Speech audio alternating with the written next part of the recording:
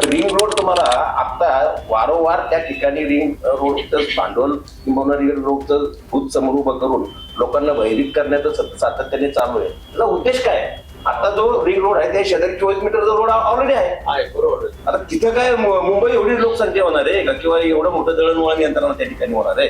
कशासाठी लागतो तो बरोबर? उगाच लोक एकतर घर, माझं एक मत आहे, तुम्ही घर होऊन दिलीत ना ते सगळं गव्हर्नमेंट जबाबदारी, त्याचं एक काम करा, त्या घराची किंमत द्या.